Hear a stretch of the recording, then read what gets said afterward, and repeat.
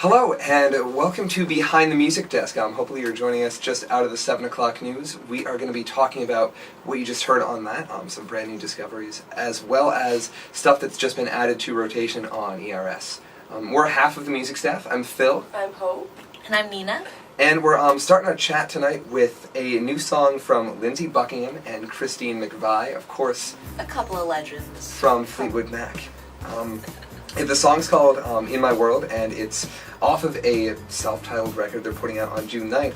But it's really a Fleetwood Mac record minus Stevie Nicks, because Mick Fleetwood and John McVie are on drums and bass, per usual. And it's got Lindsey's very signature twinkly sort of Latin guitar playing, and their voices sound as good as they did the last time we heard them together, which was in 1987 for Tango in the Night. It's been ages, but I'm very excited. Oh yeah, and it just kind of goes to show how much they influence music now, because it sounds pretty fresh and contemporary while still staying true to form. Yeah. Yeah, definitely. That's what I was like. Listening, I was like, this literally sounds like it could be released back in the Mac days, or it could be released now, and it's timeless.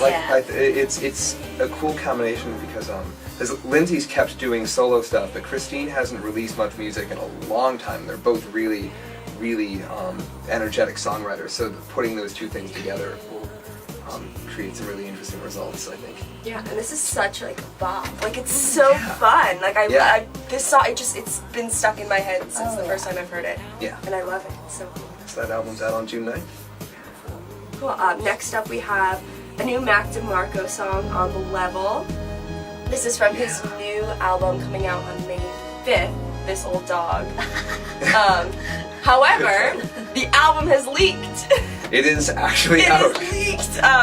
In his Coachella set last week, he made an announcement saying that the album had leaked, then proceeded to list some old music downloading websites, and said, get the album. So he is... He sounds nothing like his singing voice. I realized I had never heard him speak previous to that, and I was like, who? He sort of sings, he sings like a snake version of himself, you know? Speaking of snaky, I feel like the synth in this song kind of adds like a snaky, slithery This is so vibe. different from him. I'm so used to his sloppy guitar playing. Yeah, but it's kind of like twang guitar. Yeah, this is much spacier. Yeah, a little sensual. Yeah. It kind of reminds me of Torches. I don't know if you guys are familiar with that band. They're also from New York. Just a kind of synthy with the drum going in the background. He's never owned a dog. That's important to know. Yeah, that is really important to know. Yes, it's a good fact. He's had cats, but he's never had a dog. Huh. So I wonder where. Insightful album title. Who's the dog? Who is this old dog? But yeah, he's touring with the Flaming Lips this September, which is super cool. Cool combo. Makes a lot of sense. Yeah. Yes, so the next song we're going to be talking about, personally I am really obsessed with this song right now. It's from a band called Land of Talk. They are a band from Montreal, and I'm a big fan of Canadian music. The song is called Loving. They aren't the biggest band, but this is their first new material in about 7 years, I believe, and it's really headed by Elizabeth Powell. Yeah, it's kind of a one-woman show. Yeah, she has backing people, but it's really her vision, her creative energy here. The album is called Life After Youth. It's out May 19th.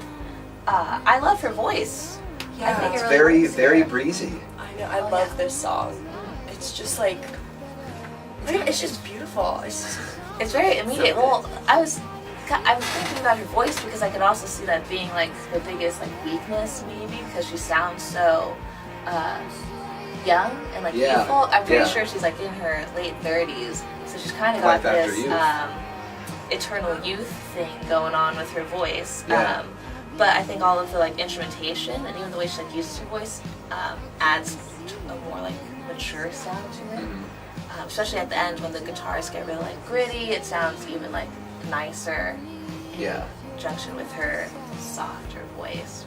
Yeah, that's always a good pair is just increasing grunge with the really airy vocals. Kind of have to. And she did an interview, like she released this song with the theater, and they asked her for like one lesson she got out of making this record, and she said making this record was a masterclass in resilience, which I thought was kind of cool. The song is kind of just about like letting go of like the ghost, of someone's past, just kind of like trekking along with that sort of concept. So it's a blast. I love the song. Our last song we played on News is a brand new song from Waxahatchee. It's called Silver. Waxahatchee is it's a project of Katie Crutchfield, who's been in a zillion different bands. She's been making music for like a decade, but this is Waxahatchee's 4th album. It's probably her best known project. And I loved it. She's a really, really great guitar player, very, very clever with her arrangements on it. This is, I think, the first actual guitar solo on any Waxahatchee song. As so far as I good. know. It's so great, killer. very It's polished. awesome. It's really, really free. It's Ivy Trip. Her last album it's kind of a downer. It's good, but it's very sad. A shout out to Ivy Trip. That was one of my favorites of 2015. But yeah, this very growth from that, both in like mood and just a bigger this is like an exhale after that. Totally. And I think a lot of the release, she said, comes from a breakup of a long-standing personal and professional relationship that she didn't identify. But I think it also is drawing a lot on her touring last year with her sister as P.S. Eliot. That was a band that they were in ages ago. Now, Alison Crutchfield released a solo album, and so Katie's back doing Waxahatchee, and I think they're both were really refreshed by touring together again. So they draw on each other creatively a lot. Yeah, that's cool. Again, just like a right off the bat, you can tell it's like a bigger, more fueled, kind of sound from her. Which another vocalist who I'm sure has kind of fight against her like soft voice, definitely. kind of make herself bigger in other ways. She's also still sort of fighting a southern accent because she's from Alabama, and so she's talked a lot about that was a really hard time like coming to New York and breaking the music scene with this really thick like southern drawl that she had to sing past and get people to take her seriously while she's getting into that. The new album comes out July 14th.